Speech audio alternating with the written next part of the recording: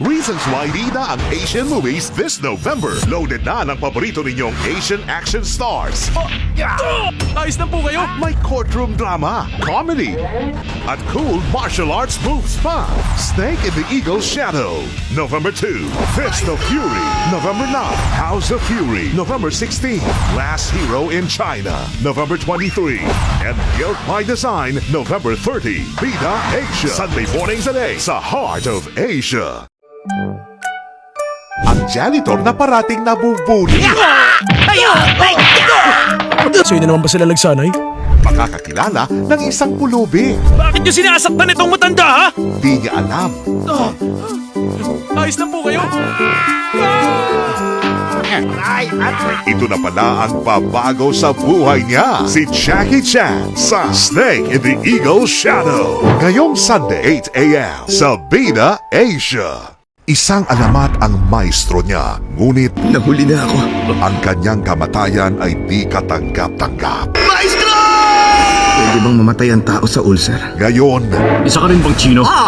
Pero naiba ako sa inyong lahat dito at nagtitipon ngayon sa walang kwait ang lugar na ito. hindi man sila tinuruan ng dahas, makakatikim ang kalaban ng paghihiganti. The legendary Bruce Lee in Fist of Fury.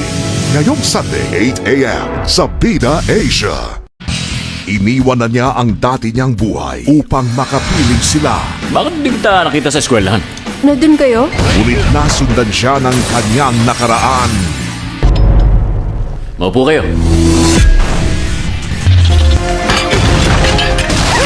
Ngayon, personal na ang laban.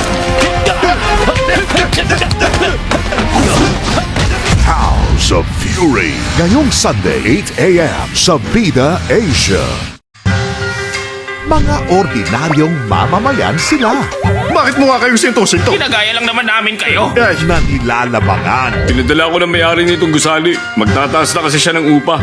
Pero kung ang tenant ay isang Kung Fu master, Dapat siyang turuan ng leksyon para alam niya kung saan lulugar. mukhang sila ang mahihirapan. Si Jet Li sa Last Hero in China. Ngayong Sunday, 8 a.m. sa Bida Asia.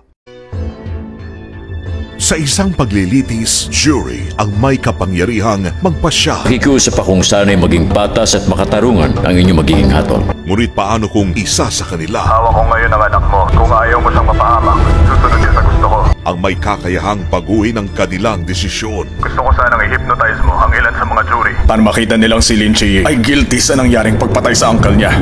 Guilt by Design. Ngayong Sunday, 8 a.m. sa Bida Asia.